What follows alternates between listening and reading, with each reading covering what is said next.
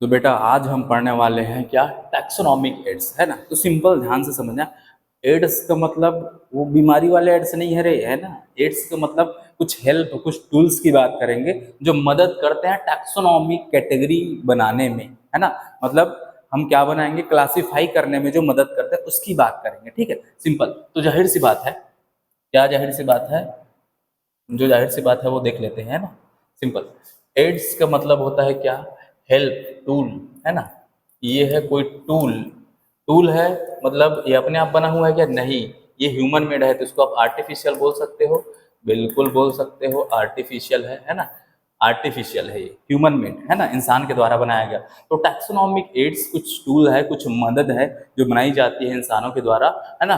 Helps in fundamental study करने में मदद करता है जीवों की, है ना। सिंपल, जो जीव है उसकी स्टडी करना है, उसके बारे में हमको जानकारी चाहिए, तो ये टूल्स हैं जो मदद करते हैं हमारी।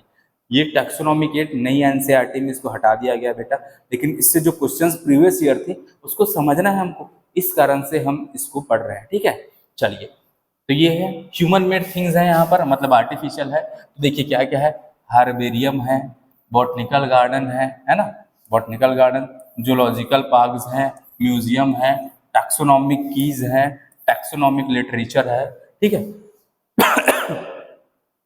तो ऐसे बहुत सारी चीजें हैं जिसके बारे में हम पढ़ेंगे, है ना, और वो मदद करते हैं स्टडी के लिए, है ना। हम किसी भी प्लांट वगैरह की स्टडी करना है तो जा जाके उसको देखने की जरूरत नहीं है, ऐसी कोई चीजें इंसान के द्वारा बना के रखी गई है जहां पर हम जाके देख सकते हैं और उसके बारे में स्टडी कर सकते हैं, ठीक है। चलिए, ये बहुत इंपॉर्टेंट है, ध्यान से देखिएगा, 2018-2022 में आया था, तो ये थोड़ा सा आप लोग देख लीजिएगा, है ना।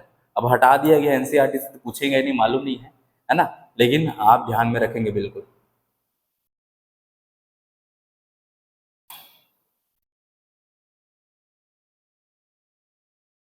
तो सबसे पहले हम क्या देखेंगे, हार्बेरियम, क्या देखेंगे, हार्बेरियम, ठीक है। नीट 2013 का क्वेश्चन है, ठीक है, यहाँ से पूछा गया था। तो सिंपल, ध्यान से सुनना, हर्बेरियम क्या है, हर्बेरियम, हर्ब आ रहा है, हर्ब, तो हर्ब एनिमल को बोलते हैं क्या, हम लोग को बोलते हैं हर्ब, हर्ब किसको बोलते हैं, प्लांट्स को, है ना, प्लांट्स को। तो हर्बेरियम, इसमें क्या है, इसमें हम टोटल बात करेंगे किसकी, प्लांट्स की, किसकी, प्लांट्स की बात करेंगे, है ना। और प्लांट्स हैं ये, हम डेड प्लांट्स की बात करेंगे, किसकी बात करेंगे, डेड प्लांट्स की, ठीक है।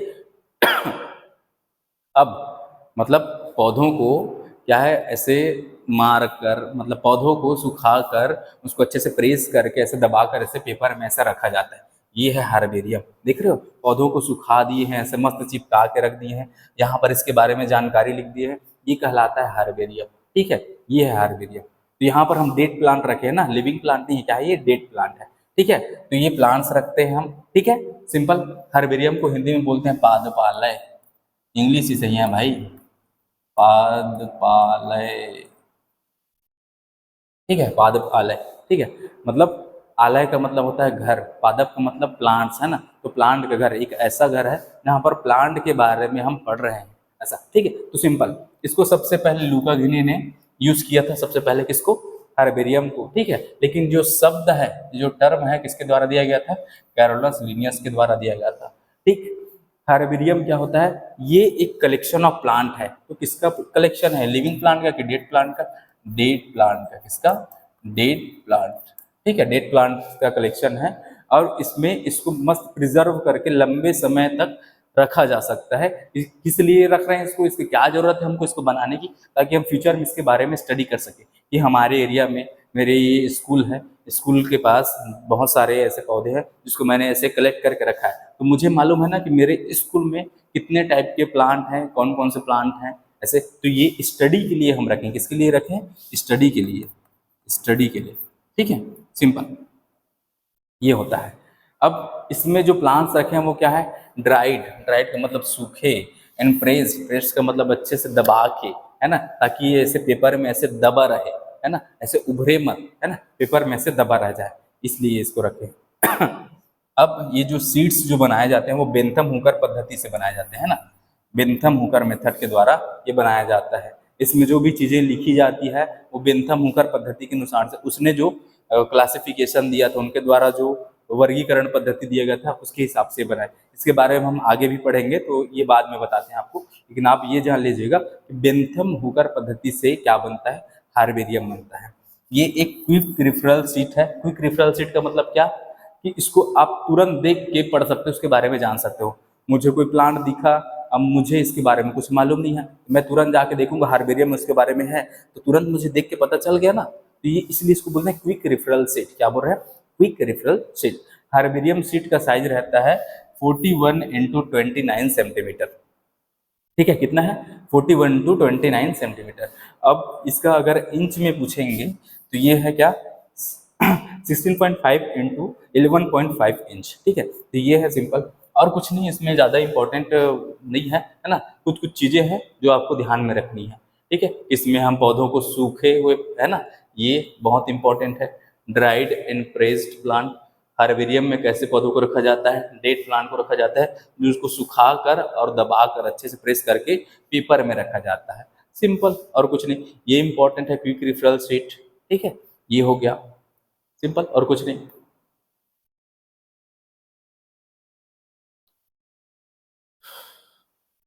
अब देखो, ये एक हार्बेरियम शीट है, हम बनाए हैं ना आप लोग को समझाने के लिए सिंपल। तो मैंने एक प्लांट लाया, ये प्लांट लाया, उसके बाद इसको अच्छे से धो के अच्छे से सुखा के यहाँ पर दबा के ऐसे रख दिया ताकि एकदम चपटा हो जाए, पेपर में ऐसे दबा रहे। ठीक है, तो ऐसे ला के ऐसे चिपका दिया। अब मैं क्या कर रहा हूँ, इसके बारे में कुछ भी जानकारी अगर मुझे चाहिए, मैं यहाँ पर एक पेपर चिपका दिया, यहाँ पर ऐसे कुछ बॉक्स बना दिया है ना। अब इसमें मैं लिखूंगा क्या, इसका नाम, मैं कलेक्ट किया हूँ मेरा नाम, है ना, इसको लोकल लैंग्वेज में क्या बोलते हैं, इंग्लिश नाम क्या है, साइंटिफिक नेम क्या है, ऐसा लिखूंगा। किस तारीख को इसको मैं कलेक्ट किया हूँ वो लिखूंगा, है ना। इसका नेचर कैसा है, क्या ये हर्ब है, ट्री है, श्रब है, क्या है, ऐसा सब चीजें यहाँ पर मैं लिखूंगा। ठीक है, समझ रहे हैं ना, सिंपल। ये हार्बेरियम शीट ऐसा ही रहता है, आपको ला के चिपकाना है अच्छे से सुखा के, और यहाँ पर इसके बारे में कुछ कुछ चीजें लिखना है, और कौन सी जगह से लिए हो, कौन से डेट के लिए हो, ये सब लिखना होता है बस।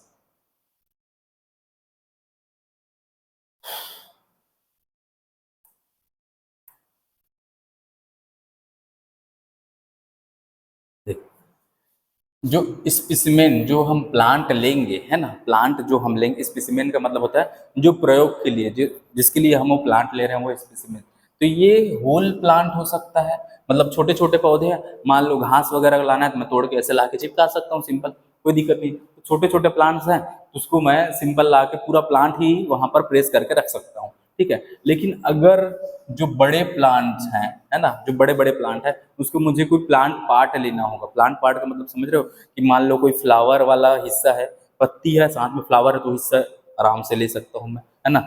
जड़ है, जड़ को कहाँ से लाऊंगा, बड़ा बड़ा प्लांट है तो जड़ को नहीं रख सकते, है ना। तो सिंपल ऐसे हम फ्लावर और लीफ वाला पार्ट ऐसा रखते हैं। ठीक है, या फिर उसकी छोटी सी शाखा भी ले सकते हैं बड़े बड़े प्लांट्स की। ठीक है, सिंपल। स्टेप्स क्या है इसके, स्टेप्स मतलब समझ रहे हो ना, कि सिंपल हम ये प्रोसेस कैसे करेंगे। मुझे हार्बेरियम बनाना है तो मैं कैसे करूंगा, क्या क्या स्टेप है, मैं करना क्या है हमें, सिंपल सी बात। सबसे पहले हमें जाना है, बाहर चले गए, प्लांट को कलेक्ट करना है, प्लांट आराम से ला लिया अपन, ला लिया। अब क्या करना है, गंदा है तो धोना पड़ेगा, वॉश करेंगे, अच्छे से साफ करेंगे।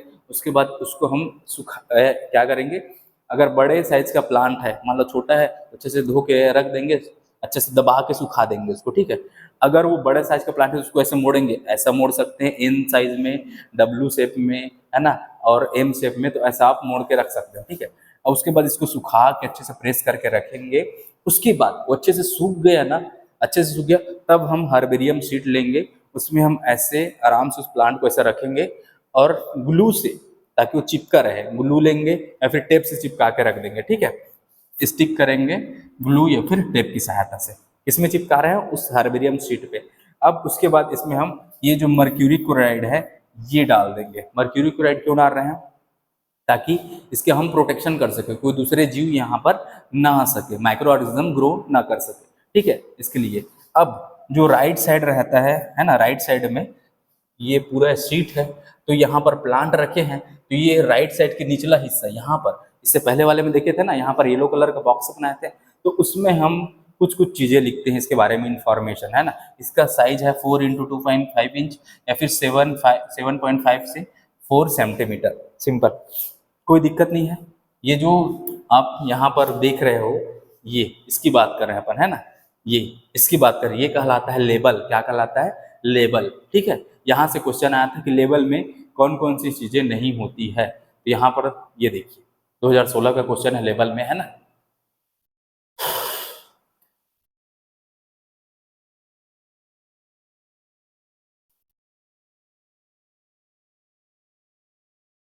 लेबल, तो नीट 2016 का क्वेश्चन, लेबल में क्या क्या चीजें हैं? सिंपल ये है, सीरियल नंबर कि कौन सा नंबर का प्लांट है, एक प्लांट है, दूसरा प्लांट है, तीसरा, ऐसे serial number. Place of collection, उस जगह का नाम जहाँ से कलेक्ट किए हैं। लोकल नेम, लोकल नेम का मतलब कि जो नॉर्मल बोली जाने वाली भाषा है उसमें क्या बोला जाता है उनको, है ना। इंग्लिश नाम, इंग्लिश नाम कुछ भी, जैसे मैं किसका लिखूं बताओ, लोकल नेम है बीही, है ना। अब इंग्लिश नेम है उसका क्या, गुआवा, और साइंटिफिक नेम मतलब बॉटनिकल नेम उसका साइडम गुजावा। तो ये हो गया सिंपल, तो ये तीन नाम हमने लिख लिया। फैमिली का नाम, कौन सी फैमिली से, वो लिखेंगे। हैबिट, उसका नेचर कैसा है, वो ट्री है या फिर हर्ब है या फिर श्रब है, क्या है वो, है ना, तो वो ट्री है, तो ऐसा ट्री लिख देंगे। ठीक है, उसके बाद नेम ऑफ कलेक्टर, जिसने कलेक्ट किया, तो मैंने कलेक्ट किया तो मेरा नाम लिख देंगे, है ना। ठीक है, तो ये हमारा नाम लिख दिए। उसके बाद डेट ऑफ कलेक्शन, किस तारीख को कलेक्ट किए, तो फलाना तारीख को कलेक्ट किए, 20/2/23, है ना। ऐसा डेट ऑफ कलेक्शन ऐसा लिख सकते हैं, इस तारीख को कलेक्ट किए। तो सिंपल, नीट 2016 में सवाल आया था क्या, कि इसमें से कौन सी चीज है जो हम लेबल में ऐड नहीं करते। तो सिंपल, यहाँ पर जो चीजें हैं वो आप लेबल में रखे हो, लेकिन इसमें आप कभी भी उसका मतलब करेक्टर इसमें आप लिखते नहीं हो। कोई करेक्टर मतलब इसमें फ्लावर का कलर नहीं है, स्टेम की हाइट नहीं है ना, तो ऐसे करेक्टर्स आप लिखते नहीं हो। सिंपल, प्लांट के कोई भी करेक्टर इसमें लेबल में नहीं लिखते, है ना। सिंपल, यहाँ पर आप क्या लिखते हो, केवल कुछ इंफॉर्मेशन जो जरूरी है वो लिख दिए, अपने बारे में लिख दिए, है ना, किस तारीख को कलेक्ट किए, कौन सी जगह पर, और उसका नाम बस लिखे हो, और नेचर, और कुछ नहीं लिखे हो, है ना। इसका मान लो कुछ भी आपको दे, इसका कैरेक्टर, फ्लावर का रंग कैसा है वो ऐड करते हैं क्या, या फिर इसकी हाइट कितनी है वो ऐड कर रहे हैं क्या, नहीं, कोई कैरेक्टर सेट नहीं करते, तो ये याद रखेंगे।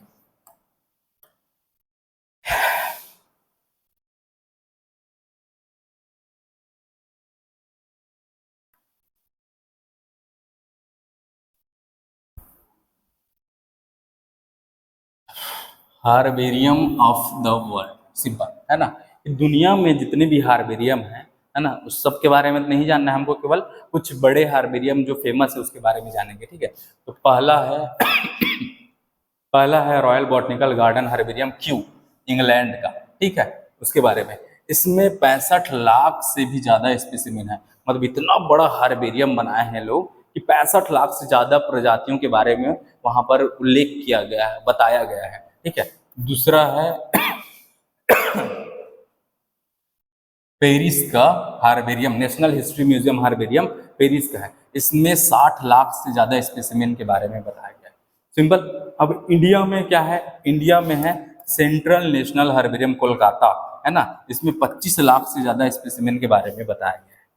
कहाँ की बात करें, कोलकाता की। ठीक है, कोलकाता में। ठीक, अब एक है forest research institute Dehradun, Dehradun में भी हार्बेरियम है, उसमें 15 लाख से भी ज्यादा स्पेसिमेन के बारे में बताया गया है।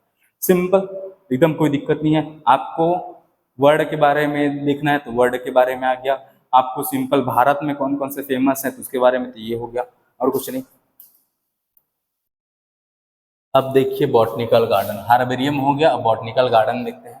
बॉटनिकल गार्डन क्या है, देखिए यहाँ पर हम लिविंग प्लांट्स का कलेक्शन करेंगे। किसका, लिविंग प्लांट। यहाँ पर आप देख सकते हैं ये गार्डन है, ये गार्डन को जो बनाया जाता है वो कैसे बनाया जाता है कि वहाँ पर ऐसे प्लांट को ला ला के रखते हैं जहाँ पर मतलब वहाँ लोकल नहीं पाए जाते ना, बाहर से प्लांट को ला कर रखा जाता है। ठीक है, तो सिंपल ये क्या है, यहाँ पर हम लिविंग प्लांट्स रखते हैं। यहाँ पर मरे हुए पौधे देखने जाते हैं क्या, नहीं जाते, लिविंग प्लांट्स सुंदरता देखने जाते हैं, बहुत सारे लिविंग प्लांट्स हैं, कितना मस्त एनवायरनमेंट है, सुंदर सुंदर, ऐसे करके। इसका यूज हम स्टडी के लिए या फिर रेफरेंस के लिए कर सकते हैं। ये एक प्रकार का एक्स सीटू कंजर्वेशन है। एक्स सीटू का मतलब समझ रहे हो, सिंपल ध्यान से सुनना। मान लो यहाँ पर ये जगह है, अब ये यहाँ पर बहुत सारे प्लांट पाए जाते हैं, वहाँ पर मतलब ना नेचुरली, है ना, यहीं पर मिलते हैं और कहीं पर नहीं मिलते। अब मान लो यहाँ पर खतरा बढ़ गया, यहाँ पर प्लांट को काट काट के लेके जाया जा रहा है, अब कुछ गिने चुने प्लांट बचे हैं, तो अगर ये यहाँ पर रहा तो इसको भी मार देंगे लोग, इसको भी काट देंगे मतलब। तो इन प्लांट्स को यहाँ से हटाकर कोई दूसरी जगह पर रख रहे हैं, है ना, इसके लोकल एरिया से हटाकर कोई दूसरी जगह पर रख रहे हैं, ये कहलाता है एक्स सिटू। क्या कहलाता है? Ex situ.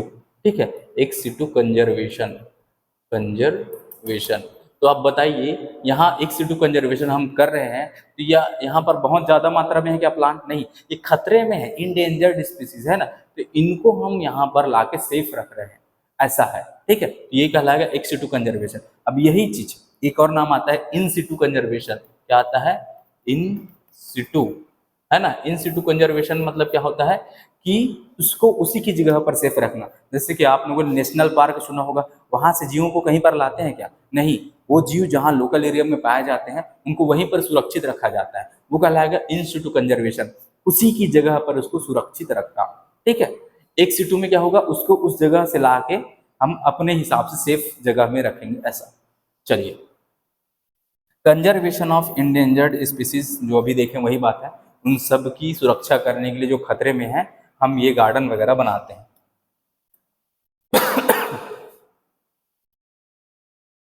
Example, royal botanical garden Q, सबसे बड़ा गार्डन है, बॉटनिकल गार्डन है ना, ये क्यू इंग्लैंड का गार्डन। अब ये है, सबसे छोटा गार्डन है विक्टोरिया का, है ना, सिचिलिस नेशनल बॉटनिकल गार्डन। उसके बाद है सबसे पुराना गार्डन है इटली का बॉटनिकल गार्डन ऑफ पडुआ। ठीक है, उसके बाद है आपका ये सेकंड ओल्डेस्ट, है ना, ये है royal botanical garden Edinburgh Scotland का। सिंपल। इंडिया के जो बॉटनिकल गार्डन है उसमें से कोलकाता का जो गार्डन है वो सबसे बड़ा है, सबसे फेमस है ना, जो शिवपुर में है। 273 एकड़ क्षेत्रफल में फैला हुआ है ना, और लार्जेस्ट गार्डन है एशिया का। ठीक है, एशिया में इससे बड़ा गार्डन नहीं है। रॉयल बॉटनिकल मतलब जो बॉटनिकल गार्डन है कोलकाता का, उससे बड़ा। ठीक है, 1787 बना था। इसमें बहुत बड़ा बेनियान ट्री है, एक बरगद का पेड़ है, बहुत बड़ा, है ना, और ये 80 फीट ऊंचा है और 3.5 एकड़ क्षेत्रफल में फैला है। कितना? 3.5 एकड़ क्षेत्र में। 250 साल पुराना है, बहुत पुराना है ना, बहुत बड़ा है, बहुत बड़े एरिया में फैला हुआ है, 3.5 एकड़ में। ठीक है, अब इस गार्डन को आचार्य जगदीश चंद्र बोस बॉटनिकल गार्डन के नाम से जानते हैं। ठीक है, अब ये हुगली नदी के तट पर बसा हुआ है ना, हुगली नदी के तट पर है ये गार्डन। ठीक है, सिंपल। ये जो आपको ये पिक्चर दिखा देते हैं, ये है वो बरगद का पेड़, है ना, जो बेनियान ट्री है वो ये है। इतना बड़ा है, देखिए 3.5 एकड़ में ऐसा फैला हुआ है, बहुत बड़ा है ये। ऐसे उसके अंदर में ऐसे रूट्स है ना, ऐसे 1600 ऐसे बहुत सारे ऐसे प्रॉप रूट है उसमें। ठीक है, ये प्रॉप रूट कहलाता है। ऊपर से जो रूट निकल के नीचे आता है उसको बोलते हैं प्रॉप रूट। ठीक है, ये है। उसके बाद है नेशनल बॉटनिकल गार्डन लखनऊ में, गोमती नदी के तट पर बसा है, 27 हेक्टेयर एरिया में फैला हुआ है ना। 40,000 प्लांट्स है वहाँ पर, 85,000 प्लांट स्पेसिमेंस है हार्बेरियम के। ठीक है, अब नेक्स्ट है लॉयड बॉटनिकल गार्डन दार्जिलिंग का है ना, वेस्ट बंगाल दार्जिलिंग का। उसके बाद है botanical garden of forest research Dehradun का भी है, इसमें 3 लाख प्लांट्स रखे गए हैं। तो ऐसे कुछ डाटा है ना, एनसीईआरटी के हिसाब से, मतलब ये सब तो नहीं दिया गया है ना, तो नीट के लिए आपको थोड़ा सा इसको इग्नोर कर देंगे, बट इंफॉर्मेशन के लिए दिया गया है और कुछ नहीं। म्यूजियम,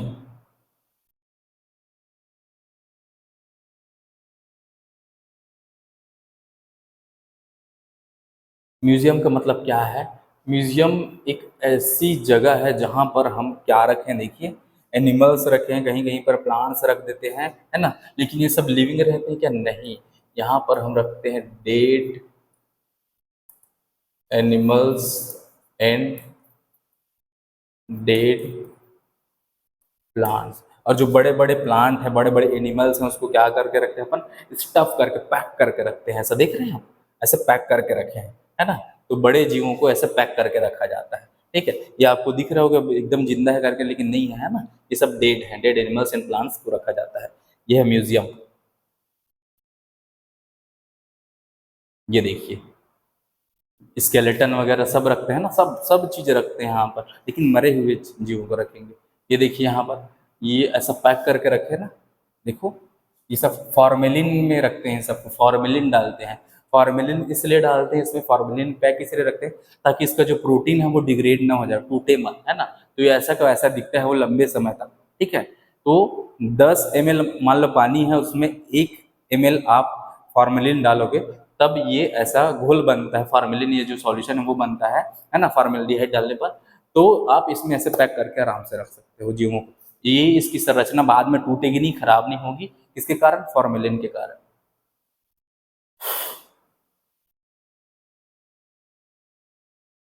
जूलॉजिकल पार्क, जूलॉजिकल जू का मतलब होता है एनिमल, मतलब टोटल यहाँ पर हम एनिमल की बात करें तो जू में आप किसको देखने जाते हो, घरेलू जीवों को, गाय बैल भैंस बकरी, ये सब डोमेस्टिक एनिमल को नहीं देखने जाते ना, किसको देखने जाते हो, वाइल्ड एनिमल्स को। जैसे वाइल्ड एनिमल्स को देखने के लिए हम कहाँ जाते हैं, जूलॉजिकल पार्क, तो उनको यहाँ पर रखा जाता है ऐसे जीवों को, ठीक है, जूलॉजिकल पार्क में वाइल्ड एनिमल्स।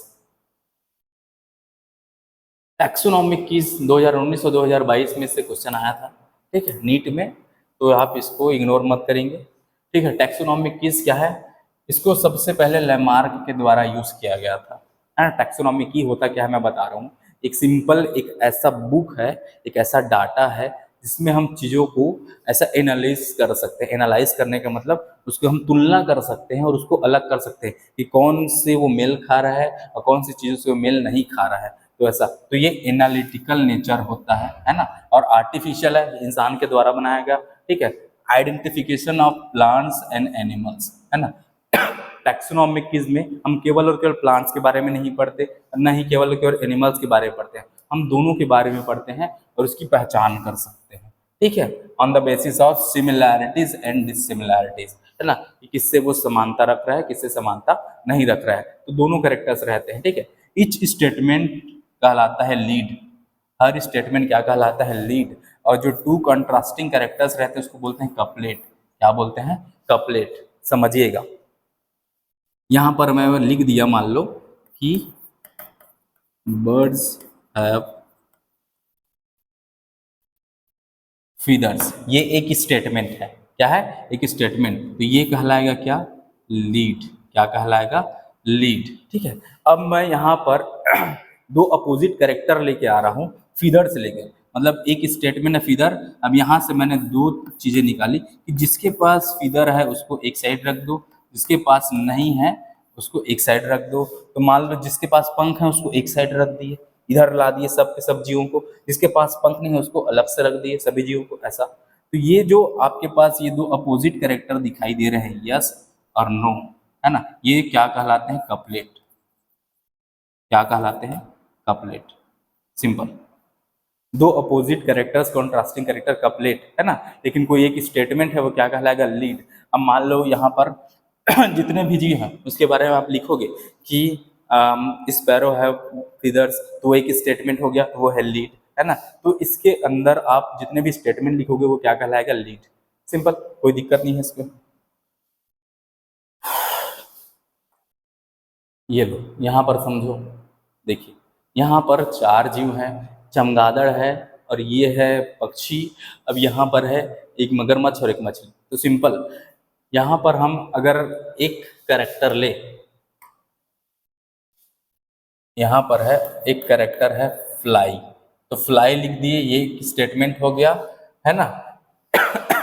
अब जो उड़ सकते हैं उसको हम अलग कर देंगे, तो जो उड़ सकते हैं उसको हम अलग कर दिए, जो उड़ नहीं सकते उसको हम अलग कर दिए, ठीक है। तो यहाँ पर उड़ने वाले कौन कौन से, यस में क्या क्या डालेंगे, पहला डालेंगे हम बैट, दूसरा डालेंगे हम ये चिड़िया स्पैरो, ठीक है, ये डाल दिए। नो में क्या डाल दिए, यहाँ पर पहला क्या आएगा, ये क्रोकोडाइल, और ये दूसरा नंबर में क्या आ जाएगा, फिश, सिंपल, क्लियर ना। तो यहाँ पर एक स्टेटमेंट ये है लीड।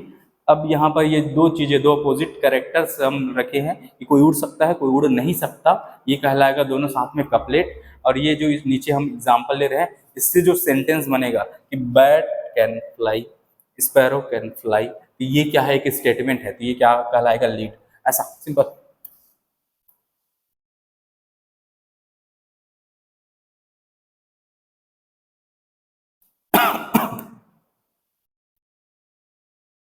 फ्लोरा, फ्लोरा का मतलब क्या होता है, फ्लोरा किससे संबंधित है? फ्लोरा से फ्लावर याद आ रहा है, मतलब यहाँ पर हम किसकी बात करेंगे? फ्लावर जिसके पास रहता है, किसके पास रहता है? एनिमल के पास कि प्लांट के पास? प्लांट्स के पास, है ना। तो प्लांट्स की बात करेंगे फ्लोरा में, ठीक है। एक ऐसा बुक, एक ऐसा बुक जिसमें हम प्लांट स्पीसीज का नाम देखते हैं, एक पर्टिकुलर एरिया में पाए जाने वाले, ठीक है। एग्जैक्ट हैबिटाट एंड डिस्ट्रीब्यूशन की बात करेंगे, ठीक है। तो सिंपल, एक पर्टिकुलर एरिया है, यहाँ का मैंने फ्लोरा बना लिया, मतलब फ्लोरा का मतलब उसमें मैं जानवरों को रखूंगा क्या? नहीं, केवल और केवल प्लांट्स को रखूंगा, ठीक है। तो ये कहलाएगा फ्लोरा, ठीक है। जैसे कि एग्जांपल है flora of Delhi by J के माहेश्वरी, ठीक है। तो ये है, ये ऐसा फ्लोरा बनाया जाता है। अब मैं बनाऊंगा फ्लोरा, एक पर्टिकुलर ये बुक है जिसमें मैं यहाँ कोरबा के प्लांट्स को स्टडी कर रहा हूँ। तो फ्लोरा किसका हो गया? कोरबा का, कि कोरबा में कौन कौन से प्लांट्स पाए जाते हैं उसके बारे में ये कहलाता है फ्लोरा, ठीक है। केवल और केवल प्लांट स्पीसीज की बात करेंगे।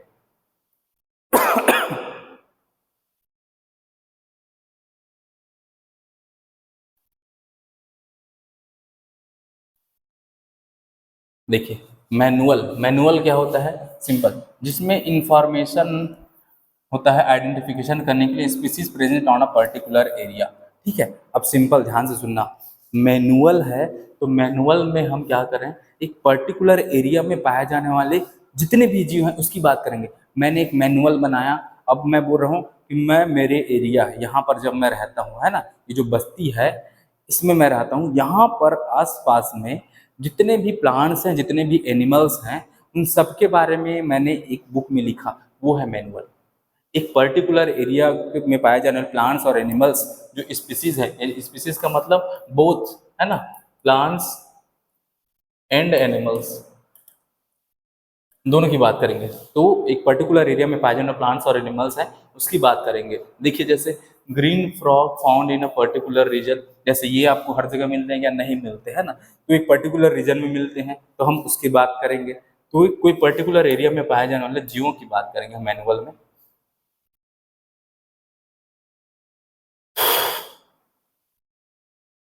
देखिए, मोनोग्राफ क्या है? मोनो का मतलब होता है एक, क्या होता है? एक, है ना। तो एक ऐसा बुक जिसमें केवल और केवल एक जीव के बारे में बात करे, या फिर एक स्पीसीज की बात करे, या फिर कोई एक जीनस की बात करे, क्या कहलाएगा? मोनोग्राफ, ठीक है। सिंपल, ये है, यहाँ पर कंप्लीट इंफॉर्मेशन रहता है ऑफ वन टेक्सॉन, कोई एक टेक्सॉन का। जैसे उल्फ है, तो उल्फ है तो मैं मान लो एक बुक रखा हूँ, उसमें केवल और केवल किसके बारे में है? उल्फ के बारे में, है ना। तो वो है मोनोग्राफ, जिसमें केवल इसके बारे में जानकारी है, कोई दूसरी प्रजाति की नहीं, नहीं कुत्ते के बारे में, नहीं और किसी के बारे में, केवल और केवल उल्फ के बारे में।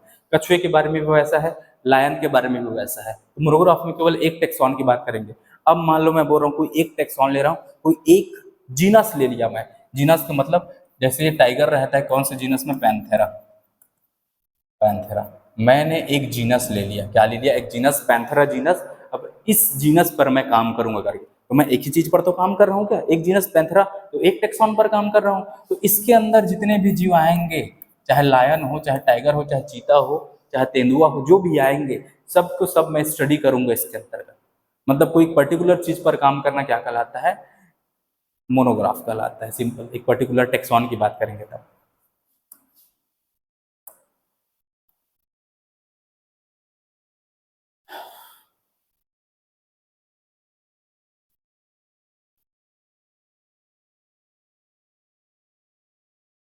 कैटलॉग क्या है?